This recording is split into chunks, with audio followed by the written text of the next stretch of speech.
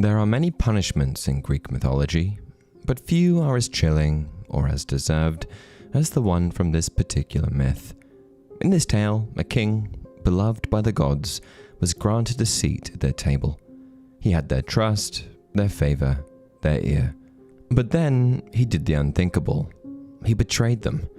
In this story, the actions of this man were so twisted, so vile, that even the Olympians were horrified.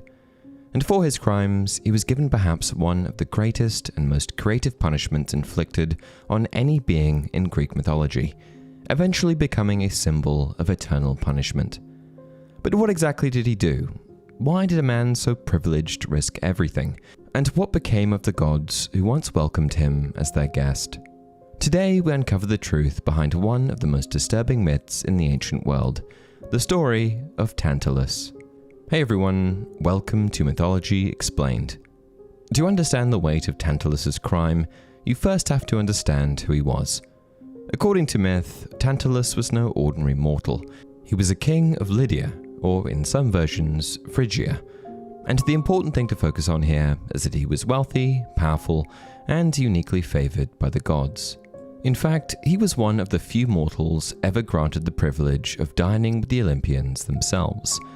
Some sources even claim he was the son of Zeus, not a full god, but a demigod, born of a mortal mother. And that's what makes his betrayal all the more appalling. He was a man with one foot in Olympus who chose to spit in the face of the divine. And as with many myths, the story of Tantalus varies according to who's telling the story. For example, in the Odyssey, Homer mentions Tantalus's punishment, but never specifies his crime. The historian Diodorus Siculus claims that Tantalus was guilty of stealing ambrosia and nectar from Olympus and revealing divine secrets to mankind, breaking the sacred trust between gods and mortals. And then there's Plato, who in the Cratylus suggests that Tantalus's name is linked to being weighed, as in morally tested and found wanting. A myth less about horror and more about hubris and imbalance. But today we're going to be discussing the most widely accepted version, told by Pindar, Apollodorus, and later Roman sources like Hyginus, where Tantalus comes up with the genius idea of testing the god's omniscience. I'm sure this won't end badly. I should also mention that, whichever version you read, no matter the motive or method, they all seem to end the same way, with Tantalus cast into Tartarus, the deepest part of the underworld, where he suffers an eternal punishment as poetic as it is cruel. Condemned to the underworld, Tartarus is forced to stand in a pool of water beneath a tree heavy with fruit, forever hungry, forever thirsty. But whenever he bends to drink, the water slips away, and whenever he reaches for the fruit, the branches pull just out of reach. A torment of eternal temptation, so fitting, so iconic, that his very name gave us a word: tantalize. But what was it that Tantalus did to justify such a horrible punishment? Here's where it gets really interesting. According to the most enduring version of the myth, Tantalus's crime wasn't just a betrayal of trust, it was a violation of sacred order.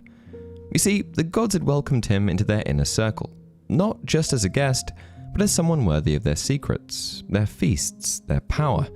But Tantalus wanted more. Some say he was trying to impress the gods. Others suggest he was testing them, challenging their wisdom, a kind of divine litmus test. But whatever his true motive, one thing is clear. Tantalus did something that struck the very heart of what it meant to be mortal in the presence of the divine. He wanted to know if the gods were really all-knowing, if their knowledge extended beyond Olympus, if they could recognize not just intent, but the truth of what was placed in front of them. And so, Tantalus decided to host a banquet of his own, a meal prepared in honor of the gods who had shown him such favor. But in truth, beneath the hospitality, there was something darker, because the food he offered that day wasn't what it appeared to be. And whether it was pride, delusion, or a cruel desire to test the gods' wisdom, Tantalus crossed a line that no mortal was meant to cross. He served them the flesh of his own son, his body butchered, boiled, and served on a silver platter.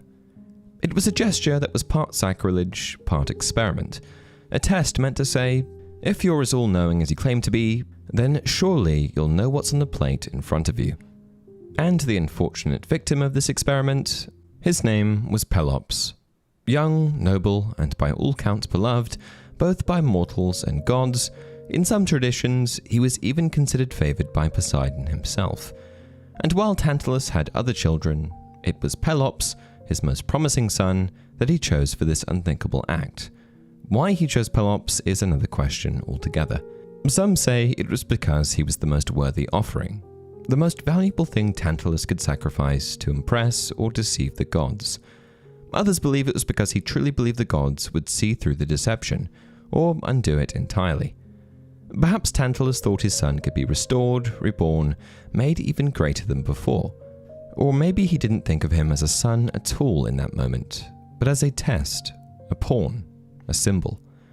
Either way, the choice he made is what makes this myth so chilling, not just because of what he did, but because of who he did it to.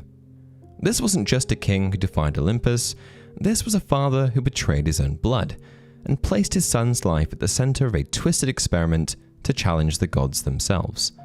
And for a moment, Pelops, beautiful innocent Pelops, was reduced to a dish on the table of immortals. But the gods weren't fooled, and almost immediately, they recognized the horror of what had been placed before them. Pindar, in Olympian Ode 1, writes that the gods quickly saw what he had done, and refused to partake, all except one. They recognized the outrage, and none of the blessed gods touched the food, save for Demeter. Grieving over the loss of her daughter Persephone, Demeter was distracted, and in her sorrow, she ate one shoulder of the child without realizing what she had done. And the rest of the gods were left completely horrified, condemning Tantalus on the spot, banishing him from Olympus and casting him into Tartarus, where he would suffer for eternity. And in the aftermath of it all, despite the atrocity, the gods chose to show mercy to Pelops. According to Apollodorus, they ordered Hermes to collect the parts of the body and boil them in a cauldron, and Clotho, one of the Fates, restored him to life. Pelops was resurrected, made whole again, except for the missing shoulder that Demeter had consumed. And to replace it, the gods gifted him one made of gleaming ivory, setting him apart for the rest of his life. In some versions of the story, this ivory shoulder becomes a sacred marker, passed down through his bloodline, a reminder that Pelops was once touched by both death and divinity. With Pelops restored and Tantalus condemned, the banquet came to a swift and bitter end. For his crimes, not only against the gods, but against his own blood, Tantalus was given a punishment so precise, so poetic, that it would define him for eternity. And while Tantalus faded into shadow, Pelops rose. Resurrected and blessed by the gods, he would go on to become a legend in his own right, eventually ruling over the Peloponnesus, the very land that would bear his name. But for all the divine favor Pelops had earned, the stain of his father's crime would never fully wash away, because from Pelops would come Atreus, and from Atreus would come Agamemnon and Menelaus, kings, warriors, and tragic figures destined to repeat the sins of their ancestor in new and terrible ways. The curse that began with Tantalus' betrayal would echo through generations, shaping the fate of one of the most doomed families in all of Greek mythology, the House of Atreus. Anyway, I'll save that for another video. If you want me to cover the House of Atreus in the future, then just let me know in the comment section down below. And if you enjoy the content, please like the video and subscribe to the channel. Until next time, Tantalus fed the gods a lie, and they fed him eternity.